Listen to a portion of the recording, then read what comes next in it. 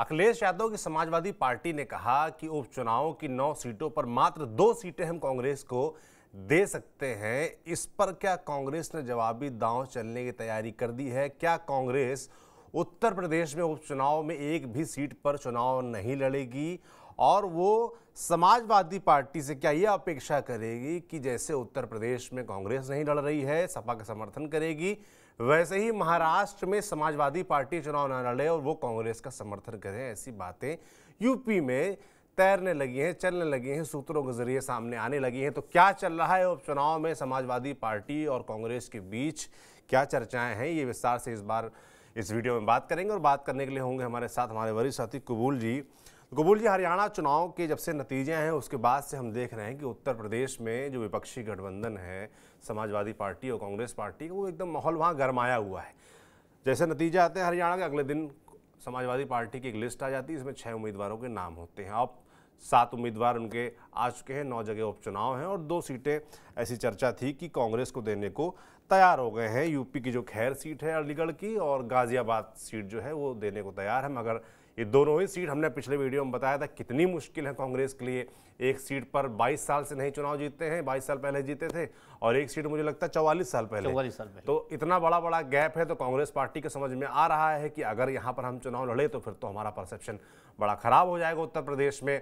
और जो सीटें समाजवादी पार्टी से कांग्रेस पार्टी चाह रही थी उसको लेकर समाजवादी पार्टी तैयार नहीं थी। तो मामला एकदम फंसा हुआ है और अब चर्चा है कि कांग्रेस अपना दांव चलने वाली है। लगभग चीज़ें क्लियर हैं। कांग्रेस ने आलाकमान को ये खबर पहुंचा दी है कि ये 2 सीटें अगर हम लड़ते हैं तो हमारे लिए खतरे से खाली नहीं है। हमारा परसेप्शन यूपी में जो ठीक हुआ है वो फिर से खराब हो जाएगा और 27 में फिर हमें दावेदारी ठोकने में, समाजवादी पार्टी से टिकटें लेने में दिक्कत आएगी। तो कबूल जी, क्या करने की तैयारी में है कांग्रेस पार्टी उत्तर प्रदेश में? निश्चित तौर पे आप देखें उत्तर प्रदेश में सपा और कांग्रेस के बीच जो है शाहमात का खेल चल रहा है। कांग्रेस की, सपा की स्ट्रेटजी है कि कांग्रेस को कैसे घुटने पे लाया जाए, और जो अखिलेश यादव ने हरियाणा चुनाव नतीजे आने के बाद वो दांव चला, बिना कांग्रेस को विश्वास में लिए अपने उम्मीदवारों की घोषणा कर दी जी। कांग्रेस खास तौर से उसके बाद फिर आपने मीरापुर की समाजवादी पार्टी ने कर दी। इस तरह से 2 सीटें बची। एक सीट क्योंकि कुंदर की बच रही है, वहाँ पे वो ऑलरेडी सेटिंग जो है सपा की विधायक, तो उस पर सपा का कब्जा जो है बनता ही आधिकारिक तौर पे ही। अब बचती है अलीगढ़ की खैर सीट और गाजियाबाद सदर सीट। ये 2 सीटें हैं कांग्रेस के लिए। इस बात को लेके समाजवादी पार्टी के जो मुख्य प्रवक्ता हैं राजेंद्र चौधरी, जिस दिन जम्मू में खासतौर से 16 तारीख को शपथ हो रही थी, उसी के दूसरे दिन जो है उन्होंने कुछ मीडिया के लोगों से बात करते हुए ये बात कही कि अलीगढ़ की खैर और गाजियाबाद सदर सीट जो है वो जो है समाजवादी पार्टी कांग्रेस को देगी, कांग्रेस वहां से चुनाव लड़ेगी। ये सपा की तरफ कहा गया। लेकिन उसके बाद कांग्रेस की तरफ से क्या रिएक्शन आया कि हमें तो पता ही नहीं हमें कौन सी सीटें मिली हैं। ये अजय राय ने बाकायदा कहा कि हमको तो पता ही नहीं कौन सीटें हमको दी गई। कांग्रेस उत्तर प्रदेश के अध्यक्ष अजय राय ने, जो कि शुरुआत में दावा कर रहे थे कि 10 सीटों पर उपचुनाव होने हैं और 5 पर हम लड़ेंगे और 5 पर समाजवादी पार्टी लड़ेगी, बराबर का हिस्सा रहेगा। मगर ऐसा होता तो बिल्कुल दिख नहीं रहा है। एकदम क्लियर था कि वो कह रहे थे कि जो जिस पे विपक्षी पार्टी कब्जा है, बीजेपी या निषाद पार्टी या उनके जो सेटिंग विधायक रहे, वो सीटें हमें दे दें, और जहां पे सपा के 5 विधायक रहे वो सपा लड़ जाए तो हम 50-50 फार्मूले पे चुनाव लड़ जाएं। हमें टफ सीटें जो बीजेपी की जीती हुई सीटें वो दे दें, हम उस पर लड़ लें।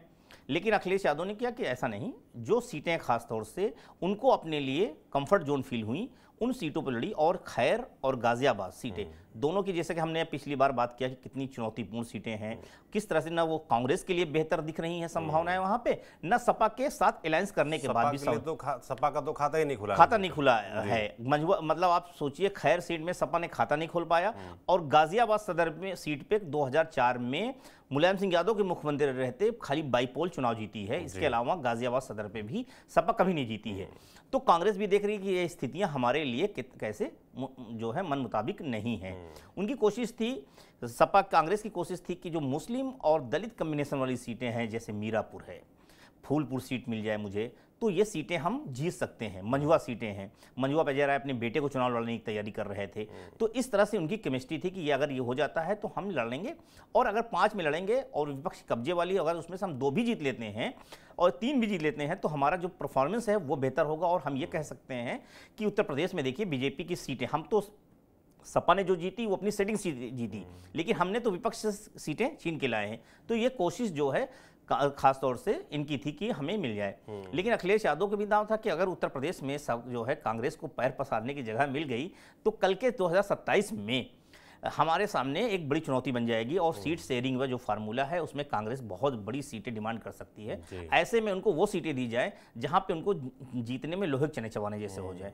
तो आप देखिए कि उनको जो सीटों का ऑफर दिया गया वो खैर सीट और गाजियाबाद, कांग्रेस ने समझा कि भाई इससे अच्छा है कि हम क्यों ना इन सीटों पे वॉक ओवर दे दें। कांग्रेस जो है जैसे हरियाणा में अखिलेश यादव ने कहा कि हम वहां पे समर्थन करेंगे, हमारा जो है इंडिया गठबंधन को समर्थन है, कांग्रेस वहां चुनाव लड़े और कांग्रेस जीते, मैं चाहता हूं कि बीजेपी हारे।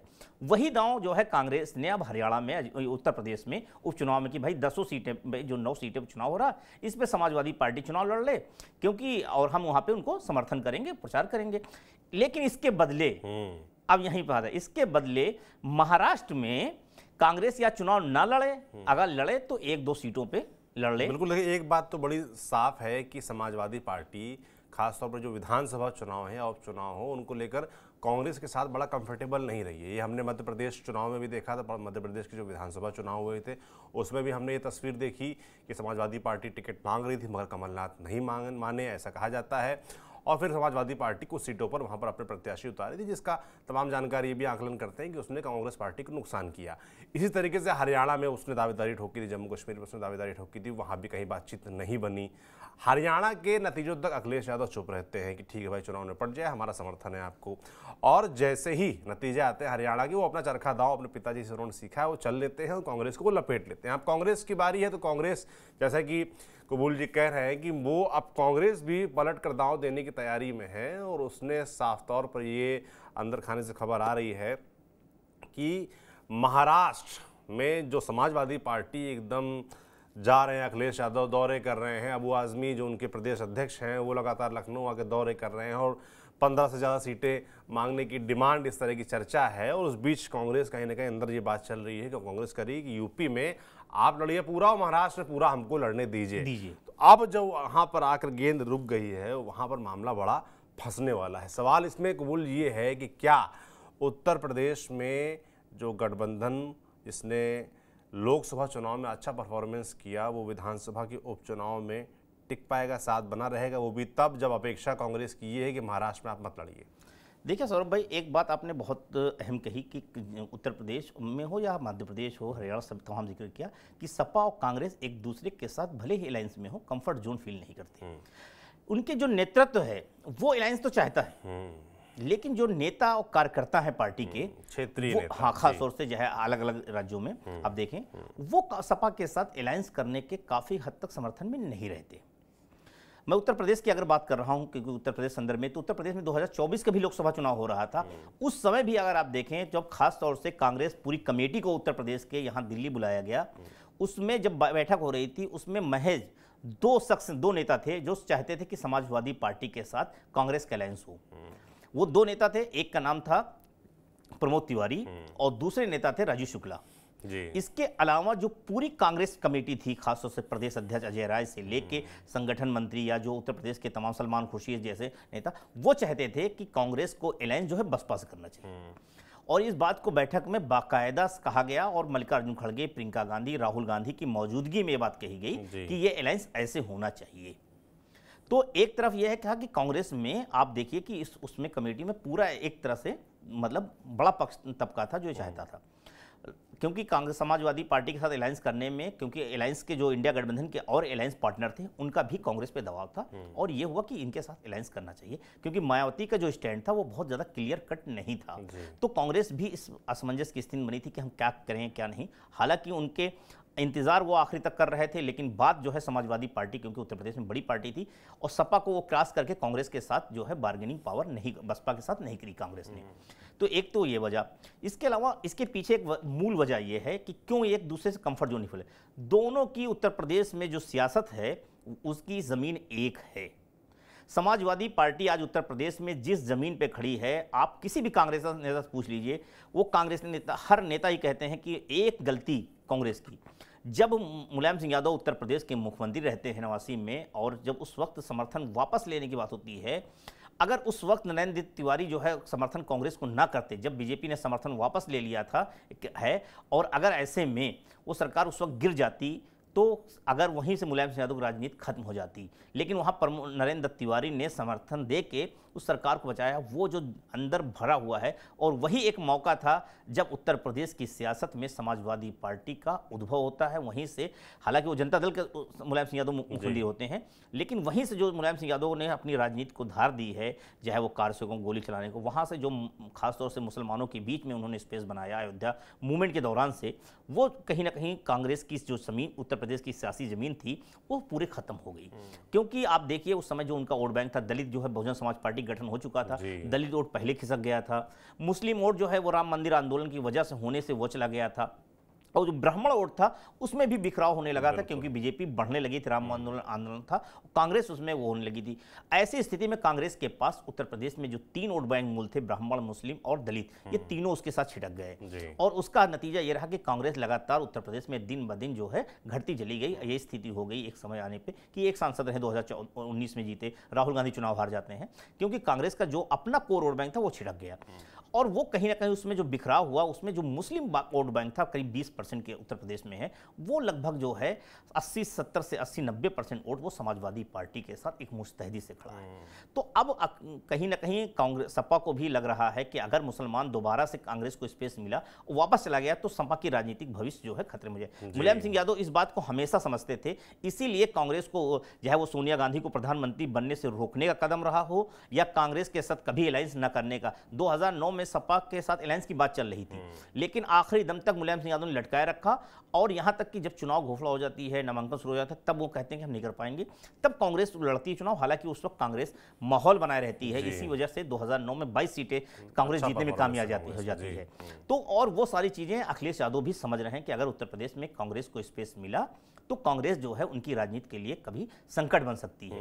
और सब ये बात लेके सपा को भी, कांग्रेस को भी लगता है कि अगर उत्तर प्रदेश में हमें पैर पसारना है, तो हमें सपा की बैसाखी से बहुत ज्यादा निर्भर नहीं रहना पड़ेगा। यही बात फिर कांग्रेस पर भी लागू होती है। कांग्रेस कहेगी भाई कि समाजवादी पार्टी नहीं चाहती कि उत्तर प्रदेश में हम पैर पसारें, तो फिर महाराष्ट्र में बड़ी पार्टी यही बात वो है, वो कहे कि समाजवादी पार्टी, आपका तो खाली 2 विधायक हैं, ऐसा कोई बड़ा खास वजूद है नहीं। यही बात और जो मैं कह रहा हूं, विधायक वहां पर हैं भी वो अपने दम पर हैं, लोकल जो उनकी रेलेवेंस है उसकी वजह से हैं। ये बात सही सौरभ भाई की आप देखिए कि जो खासतौर से महाराष्ट्र की राजनीति है, उत्तर प्रदेश और महाराष्ट्र की राजनीति एक दूसरे जुड़ गई है इस समय, खासतौर से दोनों का इंपैक्ट है। अखिलेश यादव महाराष्ट्र में, खासतौर से उत्तर प्रदेश में लोकसभा चुनाव के बाद से जो नतीजे आए हैं, उसके बाद से वो अपने राजनीतिक विस्तार कर रहे हैं, पार्टी का हर नेता करता है वो भी कर रहे हैं, लेकिन वो विस्तार कहाँ, किस आधार पर कर रहे हैं? वो वहां पे मुस्लिम वोट बैंक के आधार पे अपना विस्तार चाहते हैं महाराष्ट्र में। आज समाजवादी पार्टी के जो 2 विधायक हैं, दोनों मुसलमान हैं, और दोनों का अपना सियासी कद है। अबू आसिम आजमी सपा के वहां के प्रदेश अध्यक्ष है, उनका अपना उस खासतौर से सीट पे है। दूसरा भिवंडी की पूर्वी सीट पे सपा के जो है विधायक हैं शेख साहब, तो वो सीट भी आप देखें तो वहां भी मुस्लिम वोट बैंक बहुत अच्छा और निर्णायक भूमिका में है। इसके अलावा जो सीटें समाजवादी पार्टी 2024 में चुनाव लड़ना चाहती है, वो भी कहीं ना कहीं मुस्लिम डोमिनेटेड सीटें हैं, और वहां पे लड़ने पे क्या है, मुस्लिम वोटों का बिखराव खतरा हो रहा है। और अभी तक वहां का महाराष्ट्र का जो मुस्लिम मतदाता है वो कांग्रेस का परंपरागत वोटर रहा है। 1-2 सीटें खासतौर से उत्तर भारतीयों को छोड़ दे तो ज्यादातर सीटों पर वो मुस्लिम मतदाता कांग्रेस को एक मुश्त होकर वोट देता रहा। 2024 के लोकसभा चुनाव के नतीजे भी ये बताते हैं कि महाराष्ट्र में कि मुसलमानों ने एक मुश्त होकर वोट कांग्रेस को दिया है। दूसरी तरफ आ जाइए हरियाणा, उत्तर प्रदेश में भी अगर आप देखिए कि दलित, जहां पे कांग्रेस ने लड़ी है चुनाव, वहां जो दलितों वोटों का झुकाव रहा है, वो समाजवादी पार्टी की जहां लड़ी है उससे ज्यादा वोट दिखा है दलितों। खासतौर से जो जाटो वोट है उसका भी झुकाव जो है, जो मायावती का कोर वोट बैंक माना जाता है, वो भी बसपा की तरफ गया है, कांग्रेस की तरफ गया है। तो एक कारण तो ये है। दूसरा जो है, क्योंकि राहुल गांधी जिस तरह की भारत जोड़ो यात्रा किए, उसके बाद जो खास तौर से वो जो बीजेपी आरएसएस को लेकर जिस तरह से हमलावर रहते हैं और मुसलमानों से जुड़े मुद्दे पे मुखर रहते हैं, उससे जो मुस्लिम समुदाय है उसके अंदर भी एक विश्वास जागा है।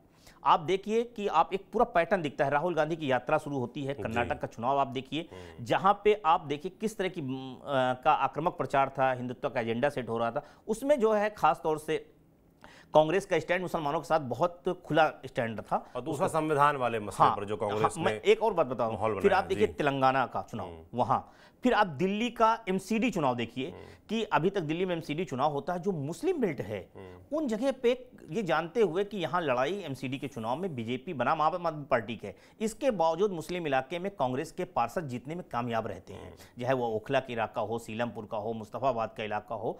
तो इस इलाके में आप देखें तो जो कांग्रेस से जीते हैं, जो आप पार्षद विभाग देख लीजिए, उसमें आधे से ज्यादा मुस्लिम कैंडिडेट हैं। तो आप इससे ये पैटर्न दिखता है कि मुसलमानों का झुकाव, कहीं ना कहीं मुसलमानों का झुकाव, और यही एक वजह थी भी कि समाजवादी पार्टी ने लोकसभा चुनाव के दरमियान राहुल गांधी यानी कांग्रेस पार्टी से गठबंधन किया, क्योंकि उसको कहीं ना कहीं डर ये था कि जो मुस्लिमों को झुकाव कांग्रेस पार्टी के प्रति आया है, अगर कांग्रेस अलग लड़ती तो लोकसभा चुनाव में सीधा नुकसान हो जाता है। यस, ये बात कांग्रेस समाजवादी पार्टी उस समय समझ रही थी, इसीलिए वो सपा ने कांग्रेस के साथ अलायंस करना बेहतर समझा। वो न चाहते हुए भी, हालांकि सीटें उनको ऐसी दी कांग्रेस को कि जो जहां पे कांग्रेस लंबे समय से नहीं जीत रही थी। बिल्कुल, इसलिए देखिए लोकसभा चुनाव में तो कांग्रेस की मजबूरी थी, तो तैयार हो गई। अब नहीं, शर्त ये है, ये भी कहा जा रहा है कि भाई लोकसभा चुनाव में कांग्रेस की मजबूरी थी, अब अखिलेश यादव की मजबूरी है, देखिए उत्तर प्रदेश में, लेकिन महाराष्ट्र में कांग्रेस की मजबूरी है। कांग्रेस ये चाहती है कि सपा उसके अलायंस का हिस्सा रहे, लेकिन सीटों की जो डिमांड है, 12 सीटें मांग रहे हैं, 12 में से वो 7-8 सीटें चाहते हैं, लेकिन कांग्रेस जो है वहां किसी भी सूरत में 5 सीटों से ज्यादा देने की स्थिति में नहीं है। बल्कि जब यूपी छोड़ेंगे तो मुझे लगता है फिर वो और ये भी डिमांड करेंगे भाई कि और सीटें कम करिए। हाँ, तो मुझे लगता है, हाँ, अगर वो ये बात कांग्रेस की तरफ से, आप सौरभ भाई, मेरी कांग्रेस में बात हो रही थी, मैं 11 अक्टूबर को एक स्टोरी किया हूं, उसमें इस बात का मैंने जिक्र दिया कि कांग्रेस जो है उत्तर प्रदेश में चुनाव नहीं लड़ सकती है, ऐसी भी संभावना है। और ये सोर्स बता रहे हैं मुझे, कांग्रेस के एक बड़े जो रणनीतिकार है उत्तर प्रदेश में, उन्होंने ये बात मुझसे कही कि हम लोग इस बात पे भी एग्री फार्मूला बना रहे हैं कि हम उत्तर प्रदेश में चुनाव ना लड़ें। ये 11 अक्टूबर की बात बता रहा हूं मैं। तो आप ये समझिए, चर्चा और तेज हो गई। हाँ, उसके बाद ये चीज हो जाएगी। आज अजय राय, हो सकता है अभी कुछ देर बाद जो है अजय राय अपनी बात रखें इस पे, खास तौर से वो अभी महोबा में है, महोबा से वो आ रहे हैं, और उसके बाद वो सारी चीजों पे हो सकता है स्पष्ट नजर रखें। लेकिन कांग्रेस ने ये बात अंदर खाने तय कर ली है कि उत्तर प्रदेश में हम नहीं लड़ेंगे,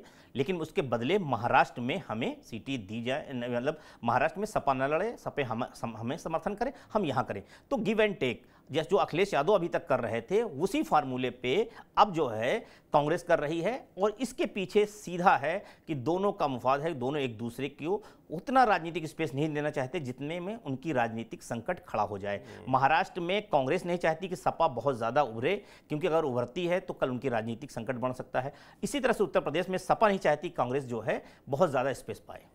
बिल्कुल ठीक बात है, दोनों ही पार्टियों के अपने स्टेक दांव पर लगे हुए हैं। उत्तर प्रदेश में समाजवादी पार्टी के स्टेक है, महाराष्ट्र में कांग्रेस पार्टी, उनके गठबंधन दलों का स्टेक लगा हुआ है दांव पर।